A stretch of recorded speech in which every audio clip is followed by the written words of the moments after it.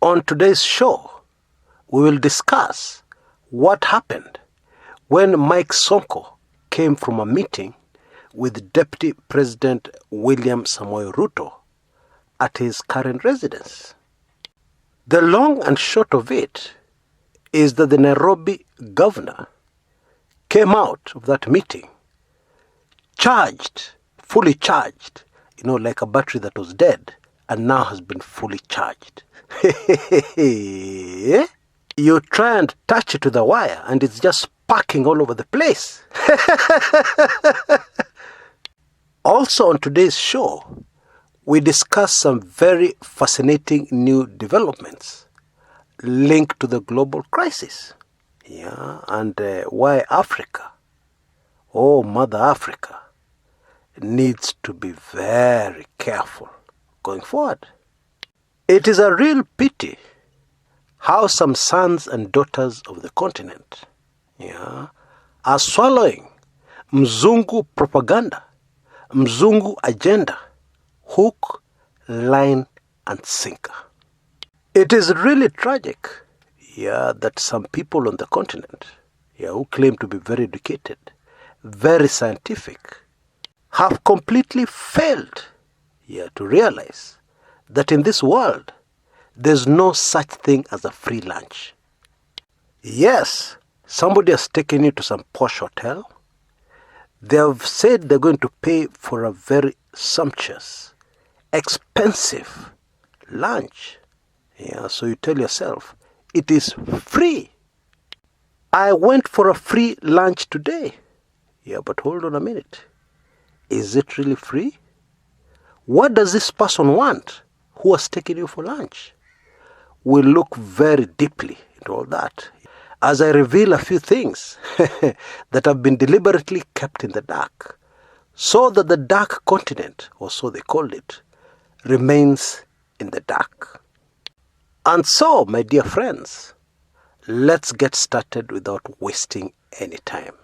Sometime on Tuesday morning, Kapsaret legislator Oscar Sudi picked up Nairobi Governor Mike Sonko from his home in the Upper Hill area, Nairobi, and drove him all the way to Karen to see Deputy President William Samoei Ruto.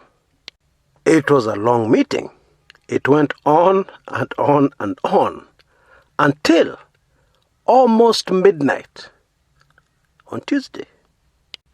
Now, before that meeting, Mike Sonko still had his issues. But he was mumbling quietly. He was grumbling in a corner. But after that meeting, everything changed.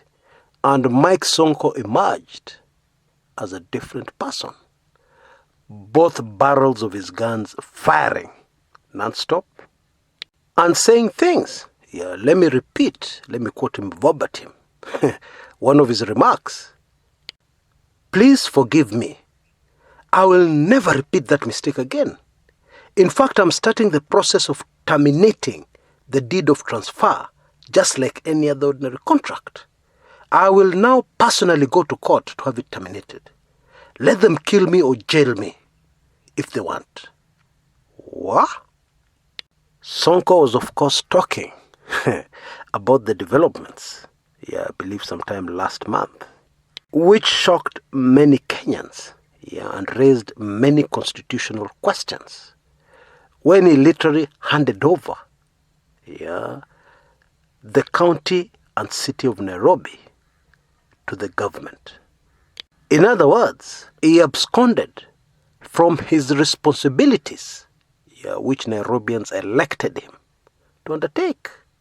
And many Kenyans wondered what was going on. The next thing that happened is that we started getting a lot of updates on social media from Mike Sonko on fumigation exercises. And some observers concluded Sonko kwisha, that now the Nairobi governor would be reduced to supervising fumigation exercises across the city and county. Now, I don't want to downplay the importance of this exercise. Yeah. However, that is something a branch, a department of the governor's administration can easily undertake and do without making too much noise about it. Now, there's something else super fascinating that happened here. As Sonko was ranting all over the place, he confessed that actually he had been to a meeting with the deputy president. Now, why would he need a meeting with the deputy president to remember that he was elected as Nairobi governor? That is very strange. Now, according to Sonko, he was shortchanged. Yeah, he signed an agreement, and he says when he signed the agreement in the presence of the President of the Republic of Kenya, the President had good intentions. But Sonko says, those around him did not. And what they've done after the signing of that agreement, that he signed when he was of sound mind, when he was sober, when he knew what was going on. What happened is that some people close to the president have decided to completely frustrate him and undermine him as governor of the largest city, and indeed the capital city of Kenya.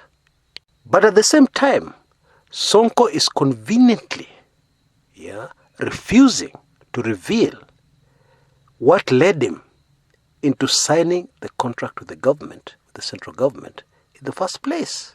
A contract which transferred key functions within Nairobi County to the government. The functions that Sonko transferred to the central government were as follows: health, transport, public works, and the strangest of all, planning and development.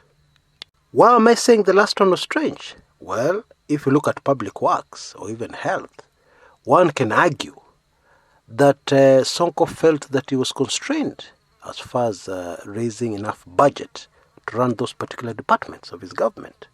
But surely, planning and development? Yeah.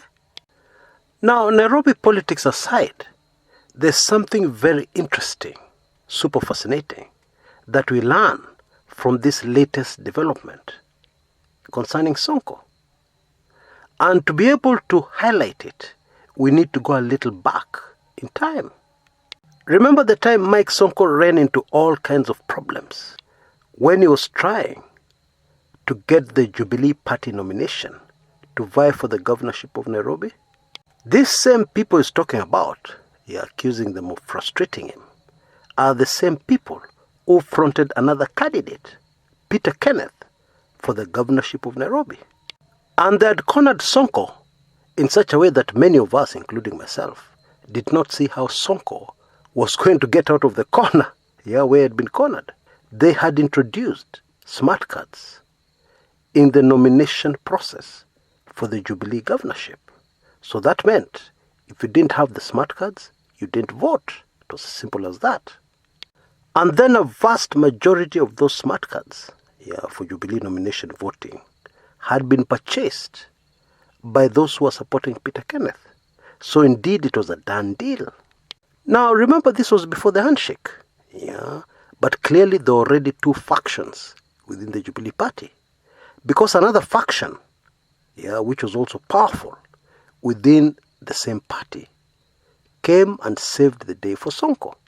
And this was the Deputy President William Samoei Ruto faction. Very interesting. And there's something even more interesting.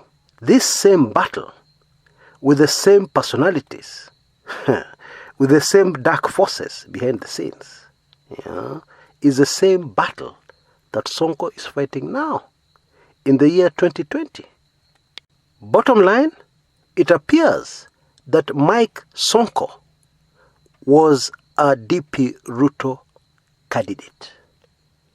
And considering all the problems Sonko was going through, trying to get a simple nomination for the Jubilee Party, which should have been very straightforward. Considering all those problems, it is also true to say Sonko would never have been governor, at least not under the Jubilee ticket, had it not been for Deputy President William Samoei Ruto. Now, I hope you realize the bombshell that has emerged from this information. And in case you haven't, it is this.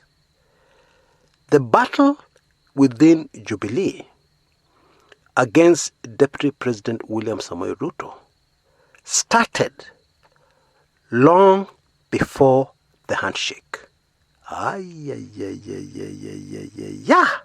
Which means that it is indeed strange when Team Tangatanga is always telling us that the problems within Jubilee started with the handshake with Raila Odinga. Well, clearly that is not true. There were people fighting the deputy president long before the handshake. The handshake took place on March 2018. The Jubilee nominations, we are talking about July, August 2017. And so, although there are those who may want to look at the meeting with the deputy president as DP Ruto inciting Sonko to act, the truth is the ongoing battle for Nairobi is very deep and did not start yesterday. It did not even start after the handshake. It started long before the handshake, when Sonko was trying to get elected. And there's something else. This ongoing battle makes Sonko look like somebody who can make up his mind. A seesaw kind of leader. Today he has this stance, tomorrow he has that. Today he decides this, tomorrow he changes his mind. That's the way Sonko is coming out. But if we can look at the coin from another side, the truth is Sonko is battling with some very, very powerful people. People who never wanted him to be governor in the first place.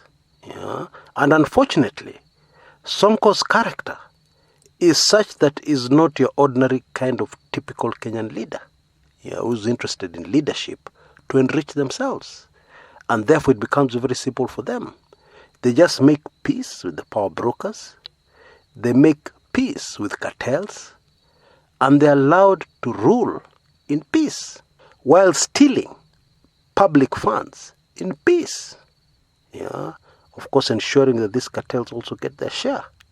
But because Sonko, with all his faults, is not that kind of leader, then he's bound to get the problems he's getting right now, where he's just fighting for survival. And when somebody is fighting for survival, their decision-making looks erratic. But what they're actually doing in making each of those decisions, each decision is made separately for the sake of survival. When you understand that key piece of information, then you completely understand all these squabbles and drama over Nairobi County. And you will also understand that given the circumstances, these squabbles will never end. Right up to the next polls, which is of course very sad for Nairobians. Now, on to our other topic for today. We start our coverage of the ongoing global crisis in a country called Tanzania, led by a man called His Excellency Dr. John Pombe Magufuli. Fascinatingly, if there was a Trump equivalent in Africa, it would be President Magufuli. And I'm talking about US President Donald Trump, because the two are similar in many ways. Now, I've said this before, but let me just repeat it. A president of any country, even a banana republic, if you want to call it that, is a very informed individual. Let us agree on that. And maybe there's something else you might not be aware of. The Tanzanian intelligence service, Usalama wa Taifa, is amongst the best on the continent of Africa. And this has a lot to do, with the history of Tanzania. You see, the founding father of that nation, President Julius Kabarage Nyerere, was a very unique African. Even as a poor African nation, Nyerere led Tanzania to being at the forefront of fighting apartheid. And what that meant was that the very much developed apartheid, evil government in South Africa in those days, led by the Afrikaans, were targeting Tanzania. Of course, the other nation was Zambia. These two nations were very aggressive in fighting apartheid in South Africa. Nyerere allowed the establishment of ANC military training camps in Tanzania. ANC leaders traveled the world on Tanzanian passports. Bottom line, if the evil Pretoria government had a list of countries to take care of, and I'm sure they had, at the top of that list would be the nation of Tanzania. And South Africa has always been rich and developed. Some people call it a European country in Africa. And with that kind of sophistication, the South African regime, white apartheid regime, were able to organize coups, military coups, in African countries they perceived to be threats. They were able to destabilize the South African countries. And we have also learned recently, actually gotten conclusive evidence recently, that the same regime organized for millions of Africans to be injected with the AIDS virus, HIV/AIDS virus. And so in this kind of environment, because Tanzania survived, in this kind of environment, do you think it would have been possible for Tanzania to come out unscathed, without having a very brilliant intelligence service? No way. And history confirms this. Uganda had multiple coup attempts, and some successful ones. Kenya had a coup attempt, a serious one, in 1982. But Tanzania has never had a coup attempt, ever, let alone a successful one. And some of you will know that I've personally lived in Tanzania for years, and I've been able to witness firsthand, these boys in action. They're good. There's even the story of how a certain man, who did not have good intentions, was nabbed very quickly, courtesy of some very beautiful Tanzanian lasses. Tanzanian women are in a class of their own. And the story goes, this man just bubbled and bubbled, of course, while quite smitten by this young lass, who did not look like they were very clever. Kumbe, meanwhile, they were passing on vital information to Usalama wa Taifa operatives. Anyway, that should be enough. I was just trying to prove to you that this intelligence service in Tanzania is amongst the best, if not the best, on the entire continent of Africa. Which by extension means that President Magufuli must be extremely well informed. But when that president announced at the beginning of this crisis that Tanzania was not going on any kind of lockdown, partial or otherwise, many people are taken aback. There are many Kenyans who are sure that the Tanzanian president has no idea what he's doing. And this came out very clearly in a commentary in our Telegram chat room, the day before yesterday. Somebody said, that Tanzania's unwise decision in relation to the virus, was about to be exposed, and things in the country had just gone south. When I saw this comment, I quickly started looking for breaking news. Tanzanians falling dead on the streets or something like that. only to discover that they were talking about people testing positive for the virus. And I'll be honest with you, I found that laughable. And for many reasons. To start with, the Tanzanians have stubbornly insisted on their own system for reporting positive cases. And so their system is not like Kenyans, where they report cases that have tested positive over a 24-hour period. In Tanzania, they tend to accumulate test results and then announce them on a day they choose to. Secondly, in recent days, testing in that country has increased. And the more people you test, obviously the more positives you're going to get.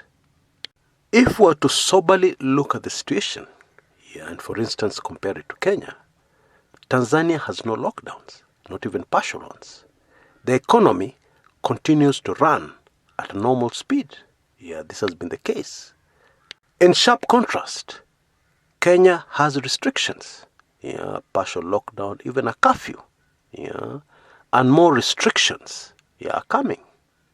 And looking at the statistic that really matters, that is the number of people who pass on as a result of the virus, Kenya is more or less the same as Tanzania.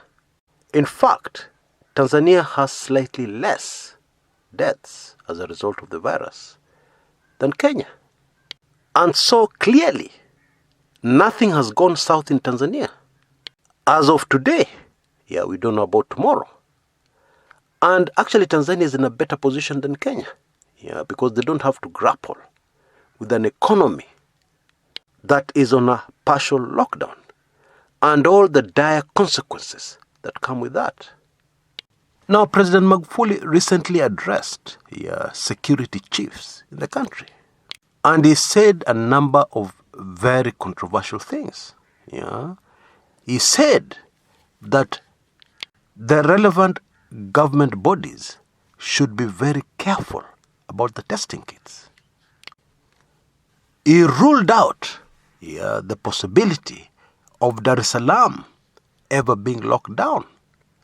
Partial or complete lockdown, he completely ruled out those. He controversially said that the fumigation exercise in Dar es Salaam was suspect, and that indeed cases started emerging after that fumigation exercise in Dar es Salaam. He added that fumigation kills cockroaches and other roaches, but would never kill the virus. Now, whatever you know, or whatever you think you know, you don't know more than the president of Tanzania. And assuming that he's not mentally ill, and I'm persuaded he's not, his controversial utterances are based on information he has as a president of a country much larger than Kenya. Let me just leave it at that, and let time be the ultimate judge. Now, it is common knowledge that Ghana, a few days ago, became the first African country to come out of a lockdown. And obviously, this was not done in an haphazard manner. No. The Ghanaian president, in making his announcement, clearly stated that this was based on the country getting a better understanding of how the virus behaves in their country, in Ghana. Clearly, in coming out of the lockdown, Ghana abandoned the predictive contagion model from the World Health Organization and Bill Gates. I think you know that most of the world is on lockdown based on this predictive contagion model, which estimates huge number of casualties. And it is safe to assume when the Kenyan health CS, Mutahi Kagwe, told Kenyans to brace themselves for some very difficult times in relation to the virus, he was basing that statement on estimates in this predictive contagion model. And I believe it is instructive to note that although Kenyans braced themselves, what was predicted never came to pass, has not come to pass. Even the United States of America has abandoned the predictive contagion model. And a few other countries as well have done the same thing. And they have all shifted to their own data. I believe it goes without saying that had the predictive contagion model figures not been so alarming, no single country in Africa would have gone into a lockdown.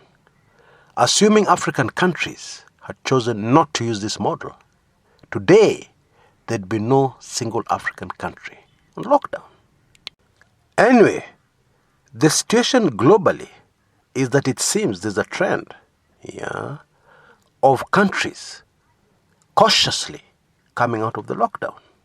And that is why I find it super interesting that when all this is unfolding, stories of a second wave of infections of the virus in China are starting to gather momentum. Coincidence? If you say it is a coincidence, then you'll also have to agree with me that this global virus has had too many coincidences attached to it. So many coincidences that you just have to sit up and pay attention and ask yourself many questions for which there are no answers yet. But let us keep our focus on Africa. The predictive contagion model, which David Icke calls computer simulations.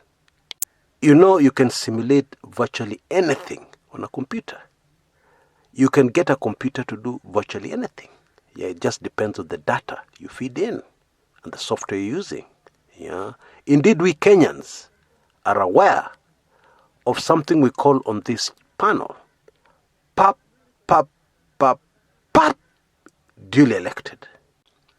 This is what some Kenyans have referred to as the situation whereby people vote, the computer decides who's going to be the winner. Anyway, the predictive contagion model tells us that this virus is going to hit Africa very hard. In other words, Africa is going to be the most affected continent at the end of it all, more than anywhere else in the world. That is okay. Let us assume that this predictive contagion model has many experts and scientists behind it who know a lot of things about the virus, about health, etc., etc. However, there is something these experts may not know, which to me is very strange, because the current Secretary General of the World Health Organization is from Africa. He's an Ethiopian, a former Ethiopian politician. And maybe the African politician bit explains it all. Because you know how politicians of the continent behave, most of them. They never let the facts or the truth or the good of their own people get in the way of a good deal. A deal where they're going to earn millions. What this predictive contagion model seems not to be aware of is the condition of life on the continent of Africa.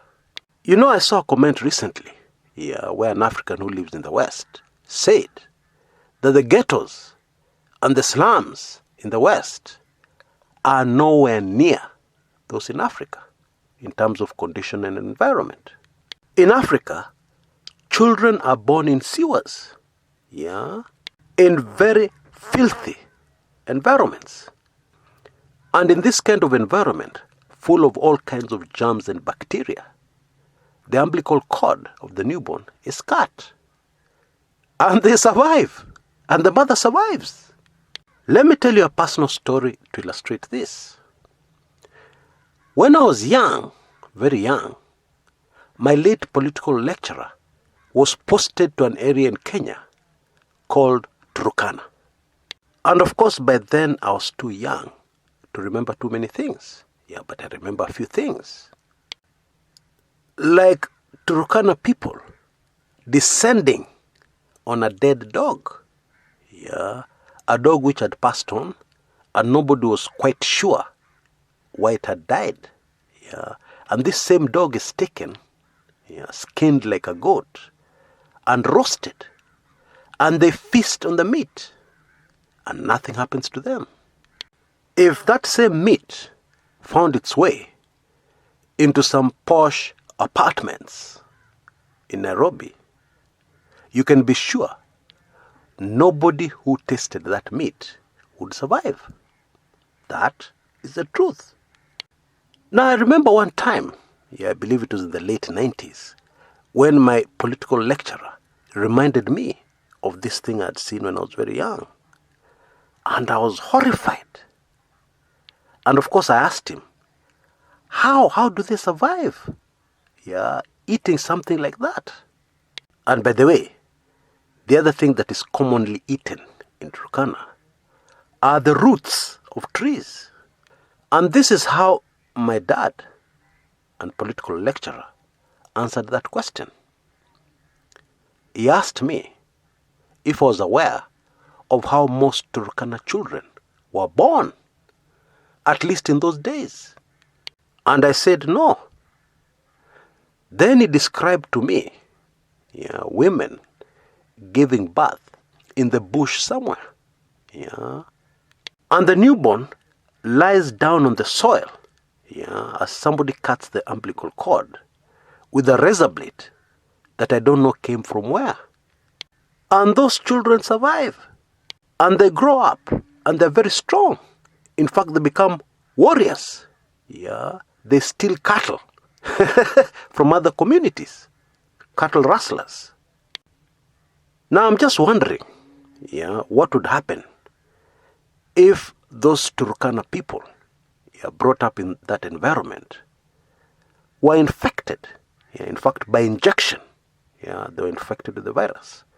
What the virus would be able to do to such bodies? I'm just wondering. I'm not saying anything. The conditions in Africa are harsh, and Africans are survivors par excellence. I wonder whether this computer-simulated predictive contagion model took that into account. I'm just wondering. Clearly, it is more than strange that African leaders would want to copy-paste something from the West.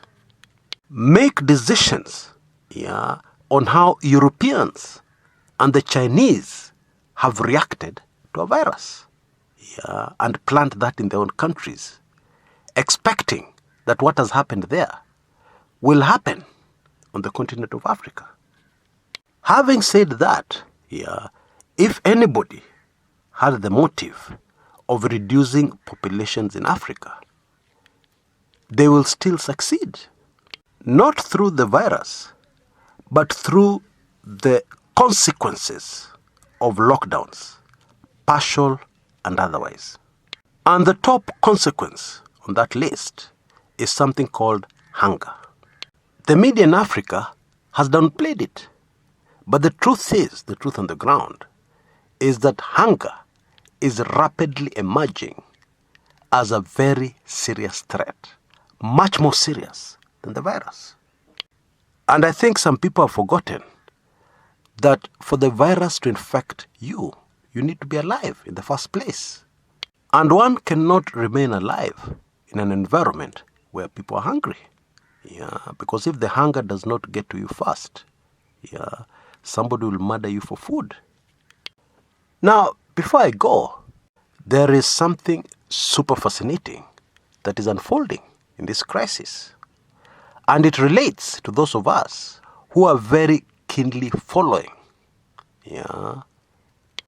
possible opportunities and the transfer of wealth that has been predicted will be a major consequence of this global crisis. Now, you know, things start in a small way. And I'll tell you something that is happening right here in Kenya that will just blow your mind. Now, traditionally, rural areas in Kenya have survived on M-Pesa transfers from their relatives and friends and sons and daughters living in cities. The result is, for most people to survive in the rural areas, they need cash to be transferred, to be sent from the city. But now, the situation has been reversed. Yeah. The sending is happening from the rural areas. Oh yes, I kid you not. You know, God is just God. And although we've had floods, which have taken lives, and that is hardly being reported in the press. Indeed, the casualties in Kenya, as a result of floods and other tragedies related to rain, in the recent few days, surpasses casualties from the virus by far. Anyway, what I'm trying to say is that it has been raining a lot. In fact, since last year in November, the rain has not gone. And the result is, small-scale farmers based in rural areas have food. They have plenty of it. And some of them are sending that food to their relatives in the cities who have no money and no food. Isn't that fascinating? Now, of course, I'm not talking about all rural areas in Kenya. There are some which are badly hit by hunger. There are some, even in the traditional bread baskets of Kenya, so to speak, that have been hit very badly by locusts, the locust invasion. But despite all that, there is a trend where there's a lot of food being sent from some rural areas into town. And I'm not talking about food for sale. I'm not talking about business people. I'm talking about people helping out their relatives in town. Now, that is a very interesting shift. Could it be a sign of things to come? Or it's just isolated cases? I don't know. Let's wait and see. Although I strongly suspect iko kitu hapo. Now, about 2 days ago, the White House in the United States reported some very interesting research. According to this research by experts, the virus dies within minutes in hot, humid climate. Now, I wonder what would happen to the predictive contagion model for Africa if this new research is applied. I'm just wondering. Until next time, this is Chris Kumekucha.